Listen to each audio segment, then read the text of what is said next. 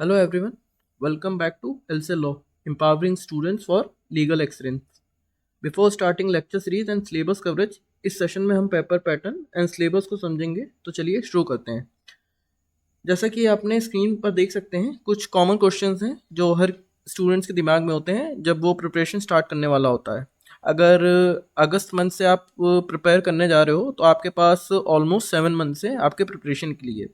तो आपके दिमाग में कुछ कॉमन क्वेश्चंस होंगे, तो उन्हीं को डिस्कस करते हैं। सबसे पहले, why should be prepare for CUT PG LLB COQP 11 और महाराष्ट्र CT। तो जैसे कि अगर आपका भी सपना है टॉप लेवल की यूनिवर्सिटी या prestigious college like DU BHU या आपकी कोई भी स्टेट लेवल की टॉप यूनिवर्सिटी हो गई, वहाँ से अपना LLB करने का, तो आपको प्रिपेयर करना पड़ेगा CUT PG LLB के लिए या फिर महाराष्ट्र CT के लिए। अब दिमाग में ये होता है, ये तो समझ गए हम लोग कि हमें चाहिए एडमिशन DU BHU या किसी अच्छी यूनिवर्सिटी में, तो हमें प्रिपेयर करना पड़ेगा CUT PG LLB के लिए या महाराष्ट्र CT के लिए। अब दिमाग में ये भी डाउट होगा कि प्रिपरेशन तो करनी है, तो सभी जानते हैं, लेकिन करनी कैसे है CUT PG LLB के लिए और महाराष्ट्र CT के लिए, तो उसको समझते हैं।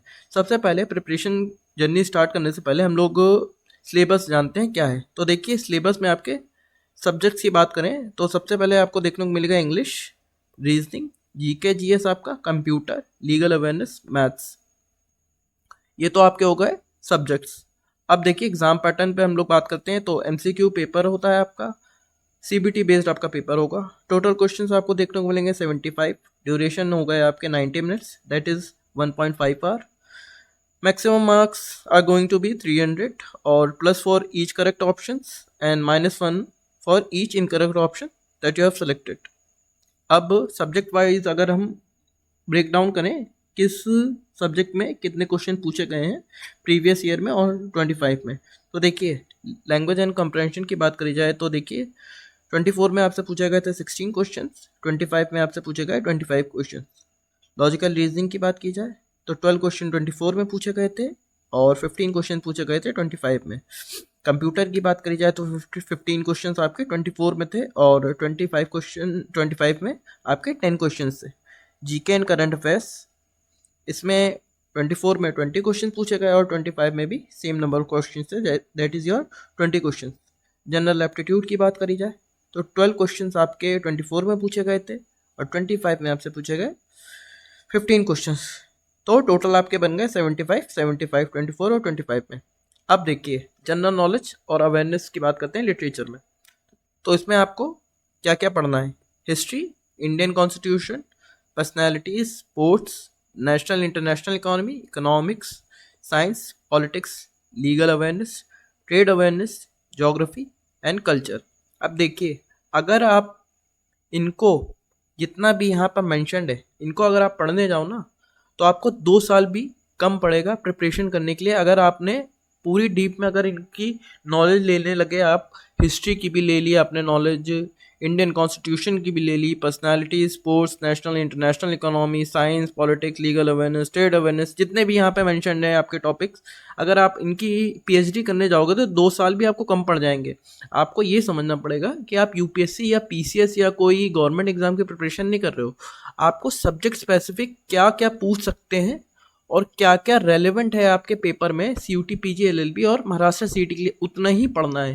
क्योंकि अगर आप हिस्ट्री भी अगर देखो तो उसमें भी देखिए आपको देखने को मिलेगा मॉडर्न हिस्ट्री होगी, मेडिवल हिस्ट्री होगी, इंडियन कॉन्स्टिट्यूशन। अगर आप लक्ष्मीकांत लगाने जाओगे तो आप, अगर आपने बुक ही देखी होगी तो आपको पता होगा कितनी डेप्थ और वास्ट है वो बुक, या सिलेबस कितना वास्ट है। हिस्ट्री, इंडियन कॉन्स्टिट्यूशन, इकोनॉमिक्स की बात कर लीजिए, साइंस की बात कर लीजिए, तो देखिए आपको एलसे लॉ में यही है कि अभी अगर आप यूट्यूब पे देखोगे तो पढ़ा तो हर ही चैनल से, आप किसी भी चैनल से पढ़ सकते हो। ये एलसे लॉ मैं ये नहीं कहूँगा आपसे, या हमारी फैकल्टी ये नहीं है कि आप हमारी फैकल्टी से पढ़िए। देखिए कहने का मतलब ये है, पढ़ा तो हर कोई रहा है, लेकिन सब्जेक्ट स्पेसिफिक और रेलेवेंट कंटेंट अभी यूट्यूब पे इतना अवेलेबल नहीं है। क्योंकि देखिए पढ़ा के कुछ भी कोई भी चीज़ चला जाएगा जो कि आपके सब्जेक्ट स्पेसिफिक रेलेवेंट नहीं है, तो उसका कोई मतलब नहीं है। क्योंकि आपको अपने सिलेक्शन से मतलब होना चाहिए।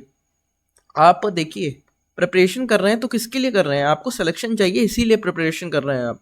अगर आप चाहो कि पढ़ लूँ, मैं हिस्ट्री भी पढ़ लूँ, इंडियन कॉन्स्टिट्यूशन भी पढ़ लूँ, सारे लेक्चर मैं अटेंड कर लूँ, बस मुझे नॉलेज के लिए चाहिए तो आप नॉलेज के लिए कहीं से भी पढ़ सकते हैं। आप यूपीएससी के लेक्चर उठा लीजिए, नॉलेज अगर आपको गेन करना है तो आप पढ़ते रहिए, 1.5 साल 2 साल उन्हीं को पढ़ते रहिए। लेकिन आपको चाहिए सिलेक्शन, तो देखिए एलसे लॉ पे यही है कि आपको रेलेवेंट टॉपिक्स मिलेंगे देखने के लिए।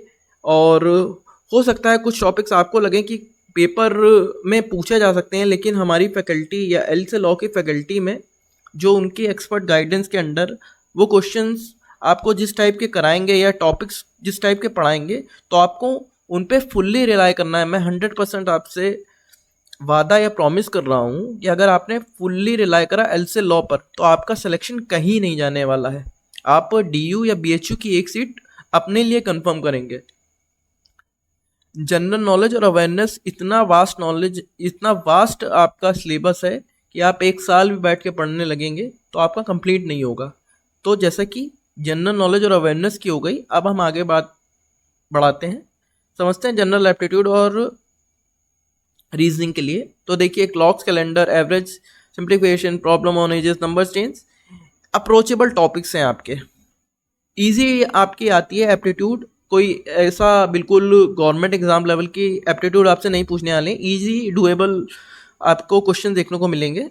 और सारा कंटेंट आपको एलसे लॉ पर देखने को मिलेगा। जितने भी टॉपिक्स यहाँ पे मेंशन्ड हैं सबके लेक्चर्स आपको मिलेंगे, सबके क्वेश्चंस आपको मिलेंगे, प्रैक्टिस भी आपको भरपूर कराई जाएगी।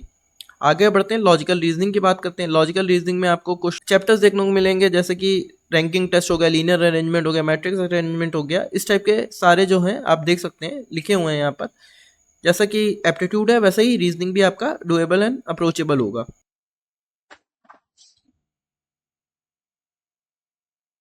तो बात करी जाए इंग्लिश कॉम्प्रिहेंशन की, तो टॉपिक्स आप देख सकते हैं, user general, jumble para, sentence correction, इसी टाइप के टॉपिक्स आपसे पूछे जाएंगे। एसएससी या कैट लेवल की इंग्लिश आपको बिल्कुल नहीं पढ़नी है। जितना पढ़ाया जाएगा एलसे लॉ पर सफिशिएंट रहेगा आपके सीयूटी, पीजी, एलएलबी क्रैक करने के लिए और महाराष्ट्र सीईटी के लिए। कंप्यूटर बेसिक्स की बात करी जाए तो बेसिक्स भी पूरा कवरेज आपको मिलेगा एलसे लॉ पर। जितने भी टॉपिक्स हैं, जैसे होगा टॉपिक्स आपके fundamental of computer, computer abbreviation, computer shortcut keys पूछी जाती हैं। माइक्रोसॉफ्ट विंडोज भी काफ़ी इंपॉर्टेंट है आपके पेपर के लिए। Types of computer, storage device, जितने भी टॉपिक्स हैं सारे टॉपिक्स का लेक्चर आपको देखने को मिलेगा एलसे लॉ पर। क्वेश्चन भी भरपूर मात्रा में आपको कराए जाएंगे। तो इसके लिए भी आपको किसी दूसरे चैनल पर भटकने की ज़रूरत नहीं है, या सोर्सेस या मटेरियल आपको दूसरे जगहों से लेने की ज़रूरत नहीं पड़ेगी। अब देखते हैं how else law is going to make you a star in CUET, PG, LLB and Maharashtra CET. तो देखिए हम लोग नवंबर से दिसंबर तक अपना vast portion of syllabus cover कर चुके होंगे। उसके बाद हम लोग beginning from December we will start current affairs compilation series. हो सकता है that can be of monthly और वीकली इन नेचर। जैसा कि मंथली या वीकली नेचर की कंपाइलेशन आपको देखने को मिलेंगे करंट अफेयर्स के। तो नवंबर दिसंबर तक आपका सिलेबस मेजर पोर्शन कवर हो चुका होगा। उसके बाद आपको मॉक्स लगाने हैं और जितने ज़्यादा नंबर ऑफ क्वेश्चंस आप प्रैक्टिस कर सकते हो वो प्रैक्टिस करना है।